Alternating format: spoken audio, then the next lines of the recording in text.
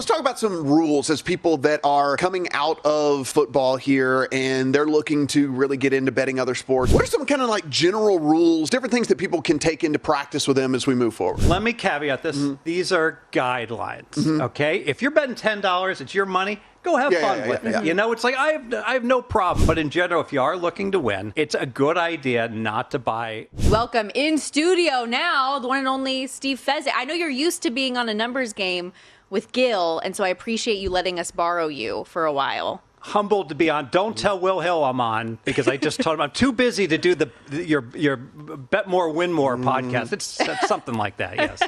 Obviously, professional gambler, two-time winner of the Westgate Super Contest.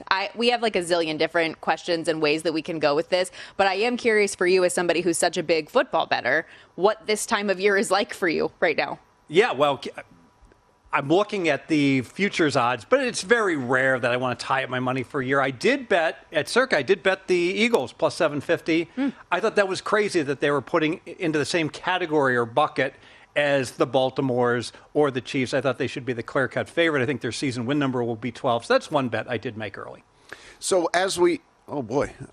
Do you have it? You need to use my microphone? Go ahead. So, Steve, as we're in NFL season, how much are you paying attention to the other sports? I mean, because again, if you're really digging into all of the stats and stuff that are going on in sports, I know it's very tough to properly handicap like all the stuff that's going on. Well, and this is the difference between being a great talk show host, sports talk show host, or being a professional gambler, because I'm not paying any attention to who's dumb enough to go ahead and bring Aaron Rodgers in as their next quarterback, because I've got to be making money. So I'm moving on to the next page, if you will. And the NBA, you'd think nothing would be going on, but now all the season win numbers are up. And kudos to Kelly Bidden. What a great play he put up. Toronto, over 26.5 wins. Toronto's like 9-7 their last 16 games. They only have to win like a third of their games the rest of the year. And they cupcake city. They are playing the garbage of the NBA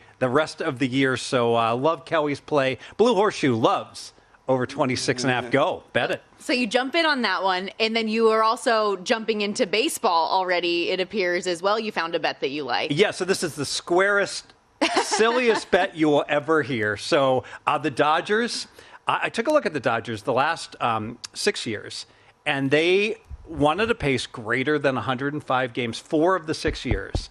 And by all accounts, their starting rotation is going to be dynamite after being subpar last year. That lineup's obviously stacked. I'm going to get in front of it.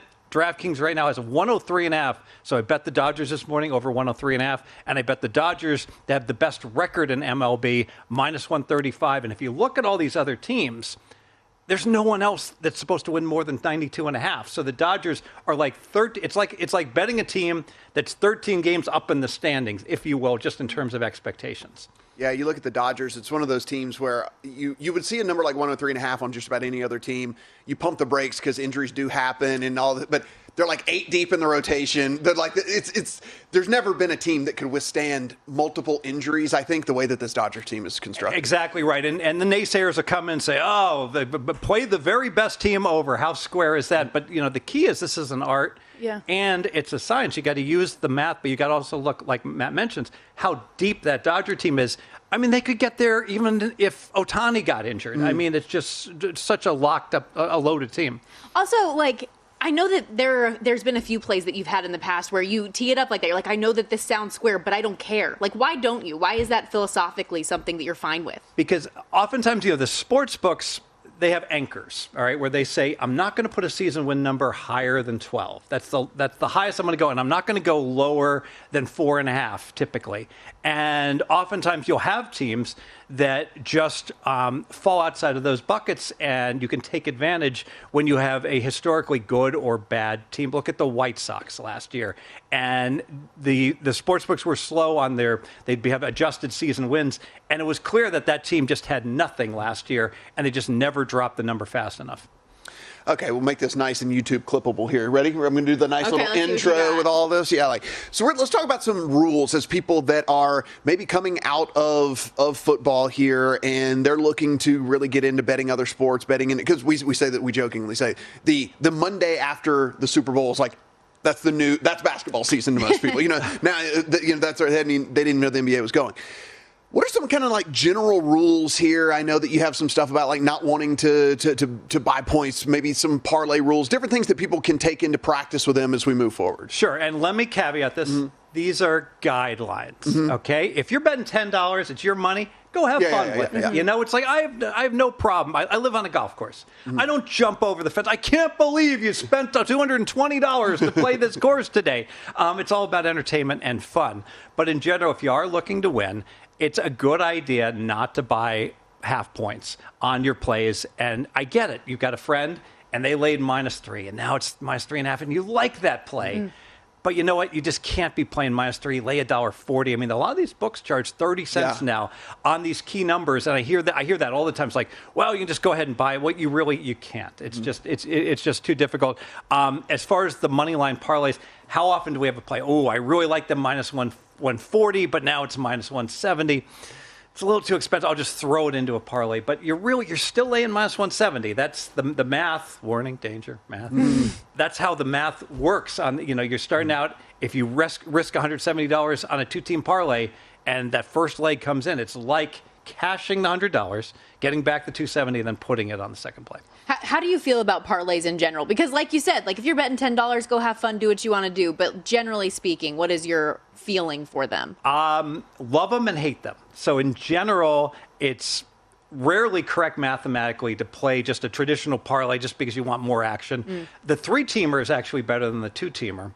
The 3-teamer pays 6-1 or Vegas odds, and you're actually laying. If you did a mechanical parlay, you would actually get back a little bit less. You get a little bit more. You're laying a little less than -110. So those are okay as long as you get the best number on the 3 legs. If you shopped around and you're getting the same number, it's fine. The 2-team parlay at most joints not as good because it pays 13-5, and that's like laying -111.5.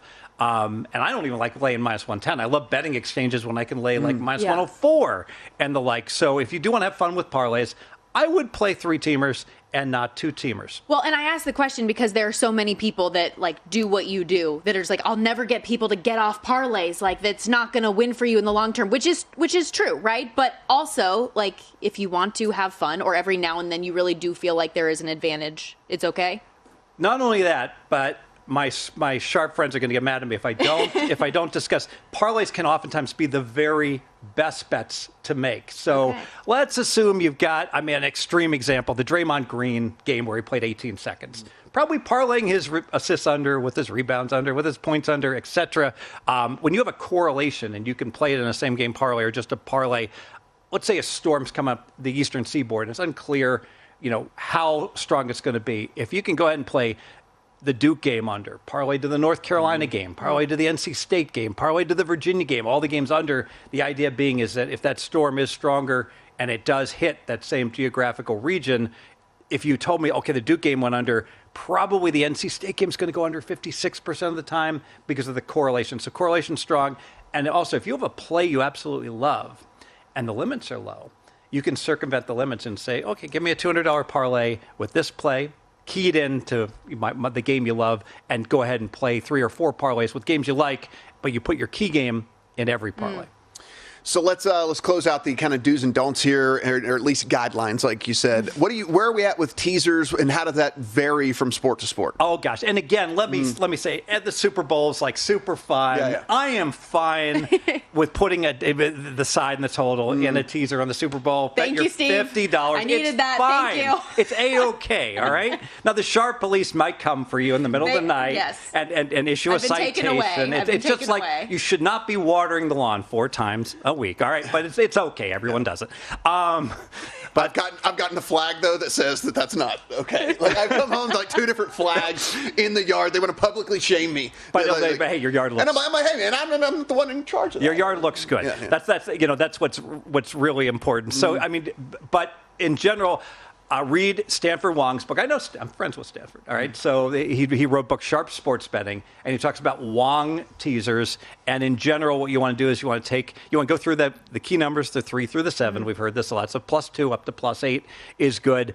With the favorites, you actually just want to play the home favorites. The road favorites are a little more fraught with peril, laying a -8.5 down to a -2.5. But I said that. it was the year of the favorite last year. So if you just teased any large favorite, who cares about it being Wong? You wound up making money because the favorites did so well. Yeah. Good reminder, by the way, as we are here at Circa. Appreciate Steve Fezzik joining us on the desk, and we'll have him again in the next segment as well. But a reminder, being at Circa Resort and Casino right now, our guy Derek Stevens, owner and CEO here, is giving you 15% off at all 3 of his tremendous properties. Circa Las Vegas, the D, Golden Gate. So whether you are looking to get out here for March Madness or trying to just get down at the tables, have a little fun, Circa Las Vegas is here for you. CircaLasVegas.com, and you use our code VSiN15, VSIN15. You get 15% off. Your Vegas adventure starts here. Stadium Swim doesn't get enough love. It doesn't? It doesn't get enough love. Stadium Swim not get enough love? Everyone talks about the largest sportsbook in the world. That's the most unique thing you're going to find. I am texting Benson all the time for a pass to Stadium Swim, all the time. And I'm sure you're getting calls all the time from your friends that come to town for it. I feel everybody's talking about the cabanas. And we're just getting started here with Steve Fezzik. More after a quick timeout here on Money Moves. You said something kind of in passing last segment that I wanted to follow up on here about these different exchanges and how you can find opportunity and better numbers. What can you share about that? Yeah, so 2025, I've dubbed it the year of the exchange. Okay. So what do we talk about with these betting exchanges? We've been hearing about this. How does it work? So Profit X, Sport Trade, Kalshi, they're becoming more and more prevalent. And oftentimes they advertise, you can save 10 to 20%, which I'm a math guy. I don't understand that at all. But this is what I understand. Let's say I'm not doing very well handicapping, which would be me during the last football season, and I hit 51%. All right. Well, if I'm laying minus 110, hitting 51%, I'm getting killed. I'm losing money. But if I can play on a betting exchange, and now all of a sudden I'm only laying minus 104, I'm doing fine. I'm breaking even. If I can lay minus 102, I'm actually winning. So there's 2 ways to win: increase your win rate or reduce your vig. And these standalone games are so good for these betting exchanges. You look at the Super Bowl, it closed at one exchange. I saw you could bet Kansas City minus 106 and the Eagles plus 105. So think about that. If you can pick at 50.2% against the spread, you're going to win with a 10-cent straddle like that. Before we get off of sports betting, go into just general casino stuff, one last thing. Super hot button issue, certainly amongst gambling Twitter, sharps, people who aren't sharp, whatever it is just same game parlays, right? Well, if you've been doing this long enough, you remember where they would never let you put in a correlated play like ever, right? I mean, so there is at least a little bit of a give. I understand they don't pay out at the same rate as they properly should. But again, is there some give and take here? Do we have to, as bettors, just understand, we used to couldn't even do this? So now they're at least we have the opportunity to put in something correlated. Yeah, this might be a little controversial. I actually love same game parlays. And even though I don't play them, why? Because they're fun, and ultimately you like to have fun, and you can bet a little to win a lot. Now, to be careful when you start talking about, pros do play same game parlays. It's complicated stuff because you're playing correlated things.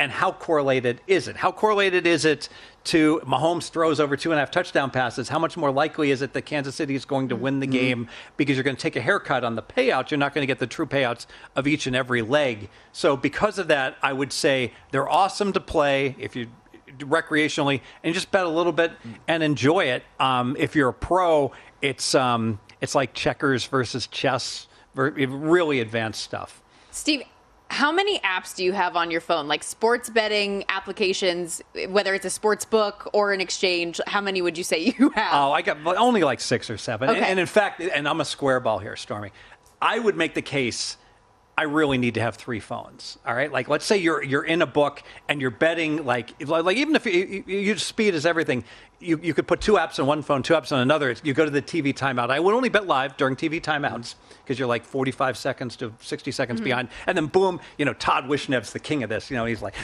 frantically trying to shop, and see where the best number is, and having 2 phones, being two-fisted, if you will, at the sports book. That's the way to go. Double-fisted with the apps. I love that. Shout out to MGM out there, though. They allow us to bet on the computer. Yeah. We can actually bet on the computer. The only one in Nevada where we can bet on the computer. If you're in these other states, and I envy you because you have multi-screens up. You've got all windows. It's so great. We don't have that. Will here. that ever change? Look, we have all kinds of archaic stuff going on here in Nevada. We could spend like a whole 2 hours probably talking about that. So let's actually switch to the casino side of things. There are people that are going to be coming to town. We just talked about the special that you can get over there if you want to come and stay at one of Derek's properties. What are some general casino stuff when people head into town? So we're coming to Vegas. We're getting 15% off. And by the way, I absolutely love Circa. Just disclosure, not for kids, adult hotels. So come here, get married. Or have a bachelor party or divorce party, whatever you want to have. But if you don't want to think and just have a good time, craps is a great game. Craps, you bet the pass line. You can bet the don't pass mathematically, but people hate you. So don't do that. You want people to don't be that guy. Don't be that guy. Bet the pass line. Take your odds. You can bet the come bet. Take your odds on that. If you don't know how to play, sometimes it's intimidating. Just drop $100 down on the felt and just say to the dealer, I've never played before. And everyone will love you, and they'll show you how, how to, and say, Fezzik says I want to bet the pass line, and I want to take 2 times odds. How do I do that? Disclosure, I know it's better to take 5 times odds or 10 times odds, whatever the max is, but you're just having fun recreation. Not for every bankroll. Because if you take your 5 times odds, guess what? Now you're betting a lot of money, and now it's not so much fun, even though mathematically it's a little bit better. I firmly believe, though, that is a game you have to play. You can't just have somebody standing next to the table explain it to you. I feel like you need your own money on the table to follow it and to get a good feel for it and have fun. Do you ever bet any of the hard ways or the yo or any of the extra stuff, or do you stick to the normal game? I never ever do, but people who do it, have fun, and it's a good time. And I root for, I live through other people. I root for them to win. Like my wife and I will go to this is terrible. We like Keno. We can't play because the house edge is 20%. So this is so much fun. Just play Keno. Just fill out the sheet. And then look and see you lost. And you're like, instead of losing $5, it's like I feel like I won $5 because I didn't play. I simulated. There you go. One day I'll hit the jackpot and I'll feel like a dummy. You're sitting there. Yeah, I like it. It's like playing the lottery. You just get to play the lottery like every couple minutes. It's amazing. But I do like with craps, though, to your point, the camaraderie that you feel at the table, and then everyone's rooting for you. And embrace it. If you throw your dice and one bounces because it's awkward, you're not used to it, and it bounces off the table, don't be embarrassed. Yeah. Everyone's having a good time. Try to so many times you can do it till they cut you off. It's the reason why when you walk up to a craps table, everyone's having the greatest time or everyone is miserable because they're all either happy or sad together. A little hack. It's more fun to be at a super crowded craps table, and your money goes so much further because it takes forever. Yes. With all the payouts and the like, and if you're playing for comps and they're not adjusting, hope Derek's not listening, and you're not adjusting for the pace of play, it's like, oh, there's $100 better, like do you want to play at an empty craps table, or you want to play one that you're getting a roll only like every 45 seconds. So let's talk about blackjack. Everyone wants to come to town. They don't want to sit down at a blackjack table. And listen, it's one of those things where if you do it correctly, you can leave with a little bit of money. Yeah, so blackjack's a great game in terms of the house edge. It's only on average about 0.5%. And if you want to just enjoy it, go ahead and order the little laminated card. You can bring it. They don't mind. Just bring it to the table and it says, oh, okay, I have ace-7 and the dealer has a 9. Oh, interesting. I'm supposed to hit that. Okay. And you just follow the card. And it's funny because people will have the card in front of them, Matt, and then they'll get a hand. They'll get like a pair of 3s against a 5, and they'll split. Yeah. And then they'll get the 8. And then, they don't check the card, and they hit it, and like, double it. Yes. How upset do you get at people when they don't, stick to their strategy, like 16s or whatever, if they're planning on hitting on them, and then all of a sudden they don't? So how do you react? Not at all. It's just as even if they mess up, it's just as likely to help me or to hurt me. But I can tell you, I've had people scream at me because 16 against a 10 is a very, very close call. One, if you're playing and you're allowed to surrender, you're supposed to surrender. But if you're a card counter and it's a positive count, you're actually supposed to stand if you can't surrender. But if it's a negative count, you're supposed to hit. And then even in single deck, if it's a 3-card 16 because there's one more little card, then makes sense. You would actually tuck your 16 and stand. It's a basic strategy, tuck. And yet people lose their minds. Like you said, the lack of consistency. You just hit that. Yep. And now you're standing. You messed us all up. Yeah, and it's always someone else's fault. Yeah, I was going to say that. We like to do that as a society, right? It's like, it's not my fault, it's your fault, someone else's fault. All right, we got 2 minutes here. You and I talked a little bit before on air about poker in general. I come from poker. You said you really like poker. I actually think that there are elements to poker that have helped me in the sports betting world, if it's nothing more than bankroll management, understanding, dealing with wins and losses and swings and things like that. Yeah, you know what? If I have one piece of advice to give somebody who wants to win at gambling, because you can win playing video poker, playing blackjack, playing traditional poker, betting sports, okay? They're the beatable games. Whereas other games, much more difficult. But video poker is beatable. But get really good at one thing. And if you really, and it's almost like a chess player who wants to become a master. If you learn to like one chess opening and you just know it's so good. So you go ahead and open with like a non-optimal chess opening, like the bird's attack, and you play F4 on move 1. And you know everything about that. Like your game raises to such a high level, then suddenly in these other games, you learn discipline. Now the problem, poker, you got to be disciplined. It's like sports betting, you want to pass. Most games, the lines are correct. In poker, most of the time, you know what? Someone raises, you got the 5-7 of diamonds. It looks sexy, it looks pretty. You got to throw it away. You can't play it. So most you of the talk time. about a handful of games that like you feel like you can go in and create an advantage for yourself and win and be profitable. Are slots, I imagine, not one of those things? No, slots are very beatable because of the jackpots that build up. It started with the piggy banking, like you have those cute little piggy banks, and you hit the little mini jackpot, you get 20 piggies, and then it goes to 30 and 30, and there's these math geeks out there that say, 37 piggies, you have the advantage. And I'm always screaming at poor Scott Seidenberg because he knows enough. And I'm like, like he says, if I've got this, and this on the firecracker, I have the edge. And I'm like, well, what's your edge? What should the number be? And he's like, I'll get back to you on that, Steve. So he knows 80% of it. Meanwhile, I was hoping I could get a quote from you to tell my dad to stop playing slots because the amount of money that he has just drained into slot machines because he likes flashy time is crazy. No, it's a serious grind, though. It's like a job job to like find all these advantage and slots and walk through a casino searching, yes. Steve Fezzik, everybody, follow him on X at Fezzik Sports. So appreciate your time. Thank you. I'm humbled by being on. Thanks for watching, but don't let the betting insights end here. If you want an extra edge this football season, you can get a month of VSiN Pro right now, absolutely free. That means access to our betting insights, analysis, and tools like our betting splits at zero cost to you. Click the link in the description to sign up.